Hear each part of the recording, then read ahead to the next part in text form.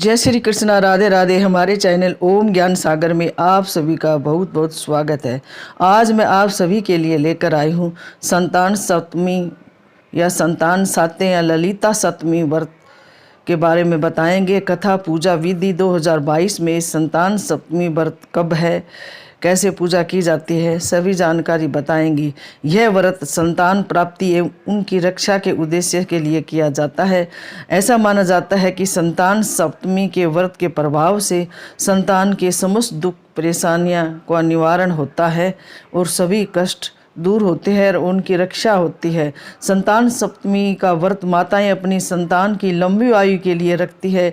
इस व्रत के दिन किसकी पूजा की जाती है और क्या है पूजा विधि, कहानी, कथा, सभी जानकारी आज हम इसको वीडियो में बताएंगे। मैं हूँ रीना शर्मा। आज आप सभी के लिए लेकर आई हूँ संतान सप्तमी व्रत कब मनाई जाएगी और कैसे पूजा करनी है, कौन सी कहानी कथा है, ये सब जानकारी देंगे। अगर आप लोग नए हैं तो प्लीज़ हमारे चैनल ओम ज्ञान सागर को सब्सक्राइब जरूर करें, वीडियो को लाइक और सभी परिवार दोस्तों के साथ ज़्यादा से ज़्यादा शेयर करें। बेल आइकन को ज़रूर दबाएं ताकि सबसे पहले वीडियो आप सभी के पास पहुंचे, आप सभी सुन सके, जान सके और सभी परिवार दोस्तों के साथ ज़्यादा से ज़्यादा शेयर कर सके। तो ज़्यादा वक्त न लेते हुए वीडियो शुरू करते हैं।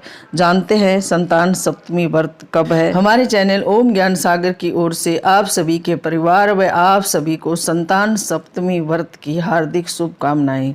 संतान सप्तमी व्रत 2022 में कब है। इस वर्ष संतान सप्तमी व्रत का त्यौहार 3 सितंबर को मनाया जाएगा। इस साल संतान सप्तमी व्रत पूजा का शुभ मुहूर्त इस प्रकार है।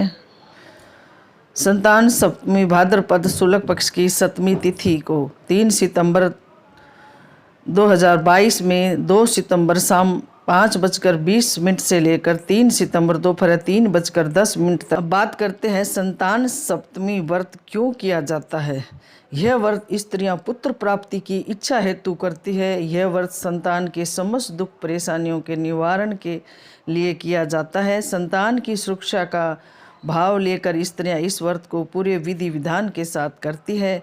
यह व्रत पुरुष अर्थात माता पिता दोनों मिलकर संतान के सुख की जीवन के लिए रखते हैं। अब जानते हैं संतान सप्तमी व्रत की पूजा विधि। भाद्रपद शुक्ल पक्ष की सप्तमी के दिन प्रातः जल्दी उठकर स्नान कर माता पिता संतान प्राप्ति के लिए अथवा उनके उज्जवल भविष्य के लिए इस व्रत को शुरू करते हैं। यह व्रत की पूजा विधि दोपहर तक पूरी कर ली जाए तो अच्छा माना जाता है।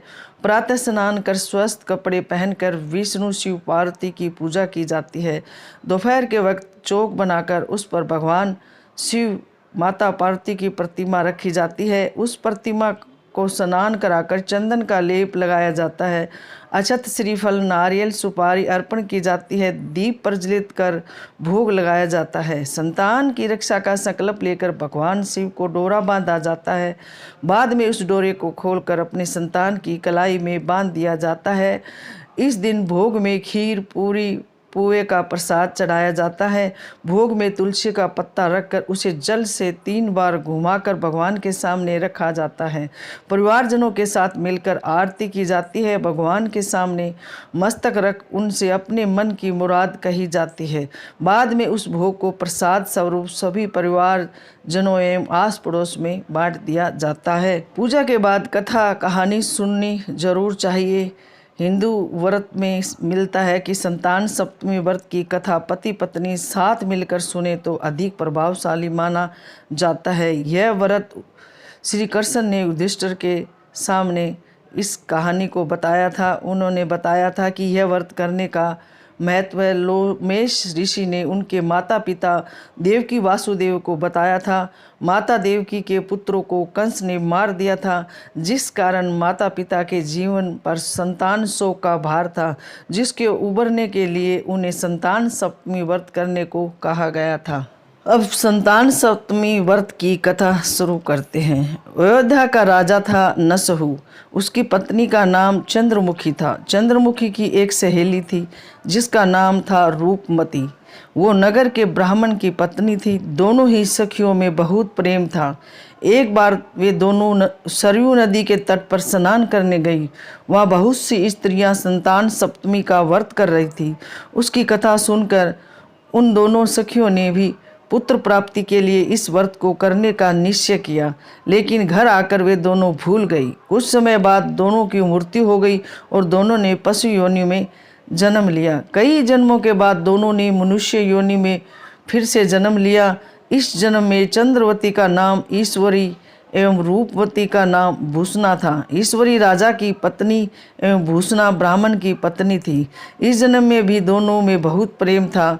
इस जन्म में भूषणा को पूर्व जन्म की कथा याद थी, इसलिए उसने संतान सप्तमी का व्रत किया, जिसके प्रताप से उसे 8 पुत्र प्राप्त हुए। लेकिन ईश्वरी ने इस व्रत का पालन नहीं किया, इसलिए उसकी कोई संतान नहीं थी। इस कारण उसे भूषणा से ईर्ष्या होने लगी थी। उसने कई प्रकार से भूषणा के पुत्रों को मारने की कोशिश की, लेकिन उसके पुत्रों के व्रत के प्रभाव से उसके पुत्रों को कोई क्षति ना पहुंची।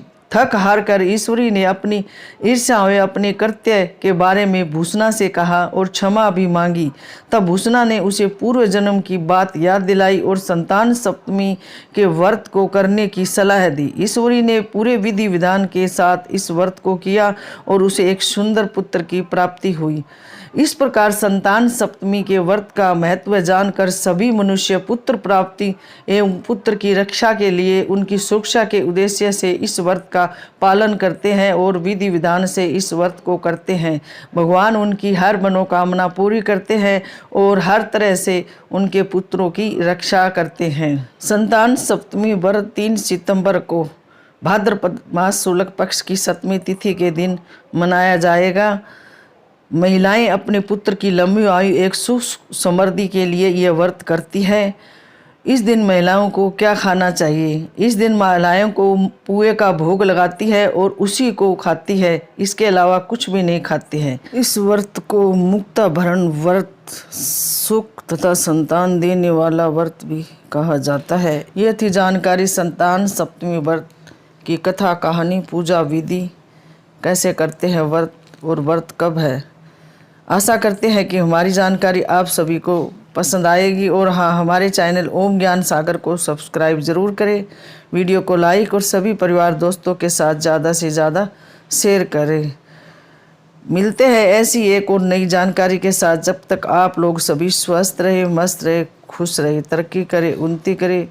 भगवान से यही प्रार्थना करते हैं कि आप सभी की हर मनोकामना पूरी करे। जय श्री कृष्णा, राधे राधे, धन्यवाद।